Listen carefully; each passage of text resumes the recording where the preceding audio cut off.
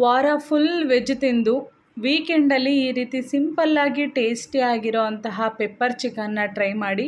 ತುಂಬಾ ರುಚಿಯಾಗಿರುತ್ತೆ. ಹಾಗೇನೂ ತಿನ್ಬೋದು ಅಥವಾ ಚಪಾತಿಗೆ ತಿನ್ಬೋದು. ಬೆಸ್ಟ್ ಕಾಂಬಿನೇಷನ್ ಆಗಿ ಚಪಾತಿಗೆ ಹೊಂದ್ಕೊಳ್ಳೋ ಅಂತಹ ಟೇಸ್ಟಿ ಚಿಕನ್ ಪೆಪ್ಪರ್ ಫ್ರೈ ಯಾವ ರೀತಿ ಮಾಡೋದಂತ ನೋಡೋಣ. ನಾನಿಲ್ಲಿ ಮೊದಲಿಗೆ 1 kg ಆಗೋಷ್ಟು ಚಿಕನ್ಗೆ 1/4 ಸ್ಪೂನ್ ಅರಿಶಿಣ, ಒಂದು ಅರ್ಧ ಸ್ಪೂನ್ ಪುಡಿಯುಪ್ಪು, ಹಾಗೆ ಅರ್ಧ ಸ್ಪೂನ್ ಆಗೋಷ್ಟು ಅಚ್ಕಾರದ ಪುಡಿ, ಸ್ವಲ್ಪ ಕಸ್ತೂರಿ ಮೇಥಿನ ಮೇಲೆ ಹಾಕ್ಕೊಂಡು ಚೆನ್ನಾಗಿ ಮಿಕ್ಸ್ ಮಾಡ್ಕೊಳ್ತಾ ಇದ್ದೀನಿ. ಚಿಕನ್ಗೆ ನೀಟಾಗಿ ಉಪ್ಪು ಖಾರ ಎಲ್ಲ ಇವಾಗಲೇ ಹತ್ತಿದ್ರೆ ಟೇಸ್ಟು ತುಂಬಾ ಚೆನ್ನಾಗಿ ಬರುತ್ತೆ. ಹಾಗಾಗಿ ನಾನು ಫಸ್ಟೇ ಮ್ಯಾರಿನೇಟ್ ಮಾಡ್ಕೊಳ್ತಾ ಇದ್ದೀನಿ. ಇದನ್ನು ನೀಟಾಗಿ ಒಂದು 2 ನಿಮಿಷ ಮ್ಯಾರಿನೇಟ್ ಮಾಡಿಕೊಂಡು ಒಂದು 10 ನಿಮಿಷ ಫ್ರಿಜ್ಜಲ್ಲಿ ಇಟ್ಕೊಳ್ಳಿ. ಆವಾಗ ನೀಟಾಗಿ ಕಂಪ್ಲೀಟಾಗಿ ಉಪ್ಪು ಖಾರ ಚೆನ್ನಾಗಿ ಹತ್ಕೊಳ್ಳುತ್ತೆ. ನಂತರ ಒಂದು ಚಿಕ್ಕ ಪ್ಯಾನ್ ತೊಗೊಂಡು 1.5 ಸ್ಪೂನ್ ಆಗೋಷ್ಟು ಕಾಳು ಮೆಣಸನ್ನು ಹಾಕ್ಕೊಂಡು, ನಂತರ ಒಂದು ಅರ್ಧ ಸ್ಪೂನ್ ಸೋಂಪು, ಅರ್ಧ ಸ್ಪೂನ್ ಜೀರಿಗೆನ ಹಾಕ್ಕೊಂಡು ಚೆನ್ನಾಗಿ ಫ್ರೈ ಮಾಡ್ಕೋಬೇಕು. ಫ್ಲೇವರ್ ಎಲ್ಲ ಬಿಡ್ಕೋಬೇಕು. ಅದರಲ್ಲಿರೋ ಘಮ ಎಲ್ಲ ಬಂದಾಗ ನಾವು ಚೆನ್ನಾಗಿ ಫ್ರೈ ಆಗಿದೆ ಅಂತ ಅಂದ್ಕೊಂಡಾಗ ಗ್ಯಾಸ್ ಆಫ್ ಮಾಡಿ ಕಂಪ್ಲೀಟ್ ಕೂಲಾಗಿ ಬಿಡಬೇಕು. ಕೂಲ್ ಆದಮೇಲೆ ಇದನ್ನು ಪೌಡರ್ ಮಾಡಿಟ್ಕೊಳ್ಳಿ.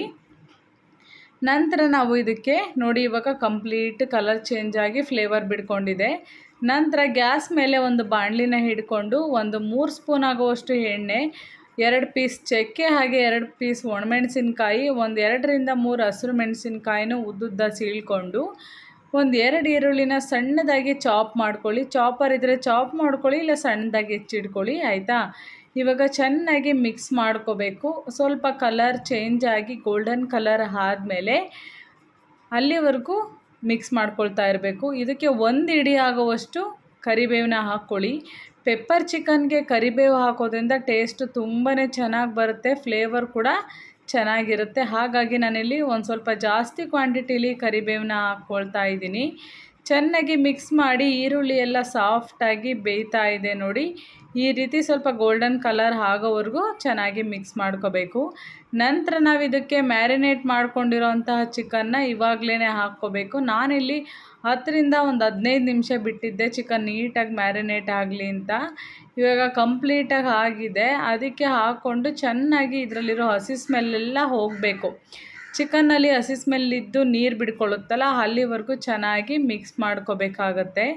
ನಾನು ಕೂಡ ಅಷ್ಟೇ ಕೈ ಬಿಡದೆ ಚೆನ್ನಾಗಿ ಮಿಕ್ಸ್ ಮಾಡ್ಕೊಳ್ತೀನಿ. ಅದರಲ್ಲಿರೋ ನೀರೆಲ್ಲ ಬಿಟ್ಟಾದಮೇಲೆ ನಾವು ಮಸಾಲೆಗಳನ್ನ ಹಾಕ್ಕೊಳ್ಳೋಣ. ಇವಾಗ ಇದನ್ನು ನೀಟಾಗಿ ಕಂಪ್ಲೀಟಾಗಿ ನೀರು ಬಿಡ್ಕೊಳ್ಳೋದಕ್ಕೆ ಒಂದು ಪ್ಲೇಟ್ನ ಮುಚ್ಚಿಟ್ಕೊಳ್ಳಿ.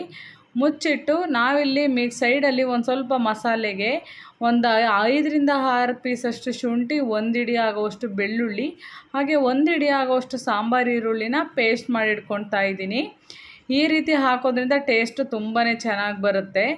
ಇವಾಗ ಬೇಯ್ತಿರೋವಂತಹ ಚಿಕನ್ಗೆ ನೋಡಿ ಸ್ವಲ್ಪ ನೀರೆಲ್ಲ ಬಿಡ್ಕೊಳ್ತಾ ಇದೆ. ಇವಾಗ ಇದನ್ನು ಕೂಡ ಹಾಕ್ಕೊಂಡು ಇದರಲ್ಲಿರೋ ಹಸಿ ಸ್ಮೆಲ್ಲೆಲ್ಲ ಹೋಗ್ಬೇಕಲ್ವಾ. ಬೆಳ್ಳುಳ್ಳಿ, ಶುಂಠಿ ಹಾಗೆ ಈರುಳ್ಳಿ ಎಲ್ಲ ಹಸಿದಾಕಿರೋದ್ರಿಂದ ಇದರಲ್ಲಿರೋ ಹಸಿ ಸ್ಮೆಲ್ಲೆಲ್ಲ ಹೋಗಿ ಚೆನ್ನಾಗಿ ನೀರೆಲ್ಲ ಡ್ರೈ ಆಗೋವರೆಗೂ ನಾವು ಯಾವುದೇ ರೀತಿ ಮಸಾಲೆ ಹಾಕೋದು ಬೇಡ.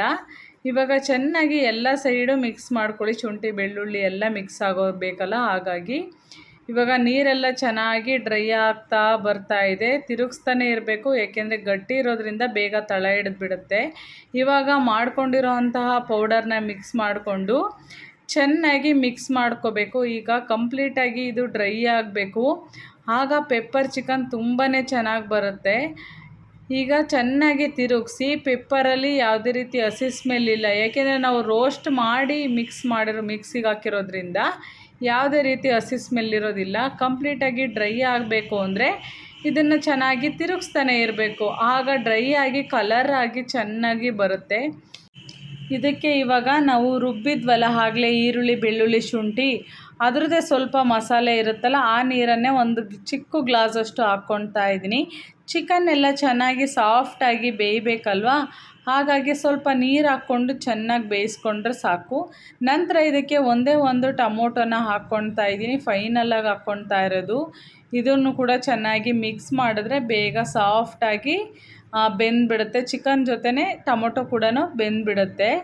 ಇವಾಗ ಚೆನ್ನಾಗಿ ನೋಡಿ ಈ ರೀತಿ ಮಿಕ್ಸ್ ಮಾಡ್ತಾನೆ ಇರಬೇಕು. ಚಿಕನ್ ಫುಲ್ಲು ಬೇಯಬೇಕು, ಒಂದು 80% ಬೇಯಬೇಕು. ಅಲ್ಲಿವರೆಗೂ ಇದೇ ರೀತಿ ಹೈ ಫ್ಲೇಮಲ್ಲಿ ಇಟ್ಕೊಂಡು ಬೇಯಿಸ್ಕೋಬೇಕಾಗತ್ತೆ. ಇವಾಗ ನನಗೆ ಆಲ್ಮೋಸ್ಟ್ ಚಿಕನ್ ಬೆಂದಿದೆ, ಒಂದು 90% ಚಿಕನ್ ಬೆಂದಿದೆ. ಇವಾಗ ಫೈನಲ್ ಆಗಿ ಇದಕ್ಕೆ ಫ್ರೆಶ್ಶಾಗಿ ಕಟ್ ಮಾಡ್ಕೊಂಡಿರೋ ಅಂತಹ ಸಾಂಬಾರು ಸೊಪ್ಪನ್ನು ಹಾಕ್ಕೊಂಡು ತಿರುಗಿಸ್ಕೋಬೇಕಾಗುತ್ತೆ. ನಾನಿಲ್ಲಿ 1 ಹಿಡಿ ಆಗುವಷ್ಟು ಸಾಂಬಾರು ಸೊಪ್ಪನ್ನು ಹಾಕ್ಕೊಳ್ತಾ ಇದ್ದೀನಿ.